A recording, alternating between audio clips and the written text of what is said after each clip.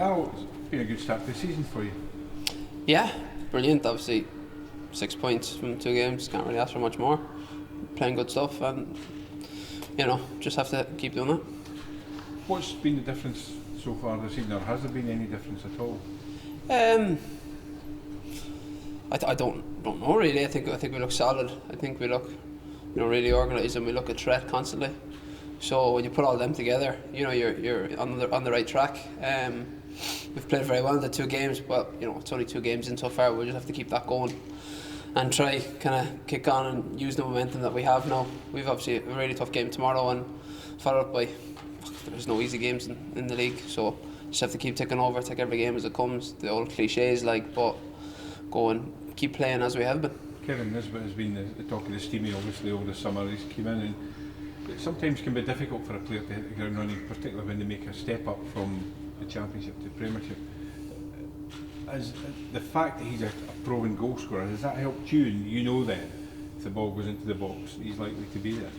Yeah, look, I suppose it's sometimes even harder when you're a striker, because you're purely judged on goals.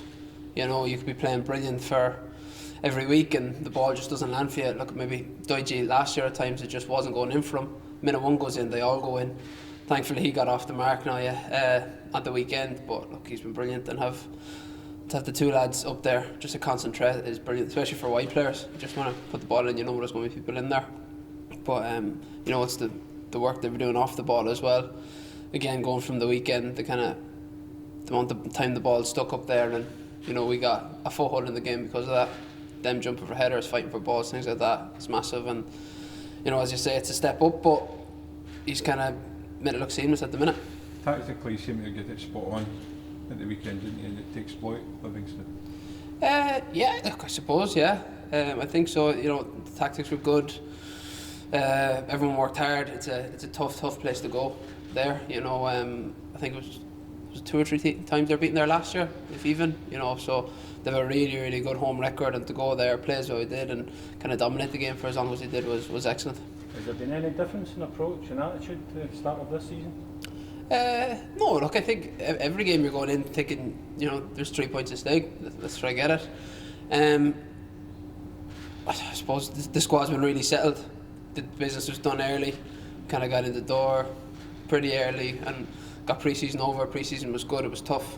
I just think we look solid. We look organised. We look a threat, and so far so good. Is it good to see Dundee United back in the top flight? Because that's got all the makings of a good game, hasn't it? Yeah, definitely. Look, big club, obviously. Done really well last year.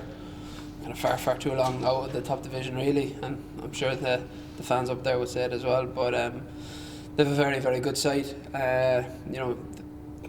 We saw that last year we played them twice, and both games were very tough. Obviously 2 all up there, and 4-2 at our place. But it'll be a tough game up there again. They haven't made too many changes, so it's the bones of what they had there last year as well. So it's a good side, and it'll be a tough game. But look, we have to think if we can play like we've been playing, there's a great chance for us. This playing behind closed doors, how does it mean?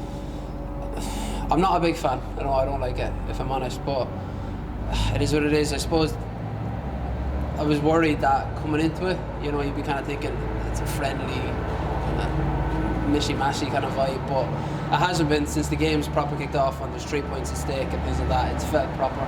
It's been good, and the games have been good, but unfortunately you want people in the doors. You want a bit of an atmosphere. It's not ideal, but it's just the way it is until the rules change and the laws change at the minute. You looked like you were all enjoying yourself at training this morning, and obviously that's translated onto the pitch. How important is that been for you all, the camaraderie and the fact that you are quite a tight group? Yeah, look, it's a great group. Everyone gets on really well. I suppose winning helps. When you're winning and things are up, everyone's in great form. So look, if we can keep that, that'd be fantastic. But once kind of, we know everyone's working for each other and working hard, and training's good, and the standard of training's good. There is good crack, and you do get to have a laugh at a joke as well. It doesn't have to be serious all the time, so to have that as well, it is good. And given all the upheaval over the summer, the fact that you started so positively, is that a big relief for everyone that you can now push on from that? Yeah, look, I think everyone look, everyone's kind of walking into something a bit unprecedented. Didn't really know what to expect. Obviously, like I said, no fans in the grounds, things like that. So it was always going to be different. But look, I suppose every season you're coming in kind of optimistic, but you're also thinking, "Geez, let's get these first points. Hopefully, get them over the line." And thankfully, we got the first 6. You know, last year we won the first game, but tailed off.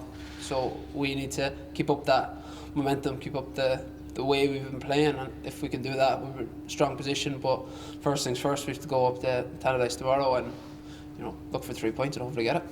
Quiet birthday today, I take it, but Trying to avoid it. Tomorrow. Trying to avoid it like the plague. Is this the final year of your contract, Daryl? Yeah, I'm done to me last year now. Any talks about an extension? Not at the minute. There's no. Might be something down the line, but we'll have to see. We're just already on Tuesday first. I suppose that if you keep playing the way you're playing, you know.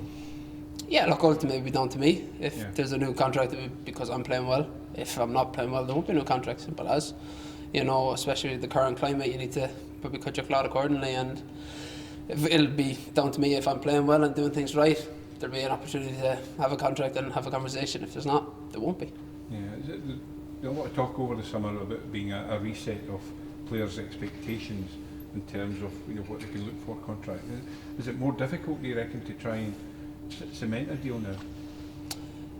Look, I think this summer obviously was always going to be tricky for players. You know, there's a lot of players probably were doing really well, waiting on the, you know, thinking, right, I'm out of contract, I'm in a strong position, and then this hits and you're in trouble, really, you know. Look, thankfully I had another year left on my deal. Who knows what way it'll end up. You know, it could go right back to normal, it could change completely. I just don't know, to be honest with you. So I keep an open mind, I suppose, if it comes to it.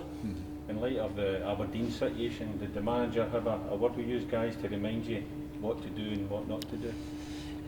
I don't think you needed to.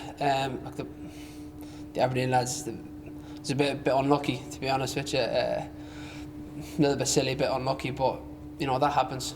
You know, unfortunately, they now have to pay the penalty where they missed the 2 games. So you know it's a harsh lesson, and I suppose lucky that it's not our club. You know, so we can see it, and it's a bit of a wake up call in a way, because with everything relaxing, and not just football, though, right throughout, you know, everything. People were probably taking more risks, being a little bit, you know, a little bit less cautious. So it's probably another wake-up call where, well, look, it's not gone. You know, even though you're back playing football, there's a bit of laugh and joke and training, it's not gone, it's still here. So we just need to keep an eye on that as well. Yeah, it may relax within the general public, but footballers are going to have to keep under this way of living, aren't they, for the rest of the season, at least? Yeah, looks like it. Obviously, Nicola Sturgeon came out and was quite, I thought, very harsh, to be honest with you, on the lads. You know, it was like a genuine mistake, and that happens. But you know, we just obviously, for footballers, because of the kind of opportunities we've been given to get the season back going and, you know, open everything up, things like that, and the testing procedures that we were given. So we need to be judged a little bit differently as well. So we need to act a little differently. What did you get for your birthday? I got a pair of football boots off the missus. I was buzzing. I love them.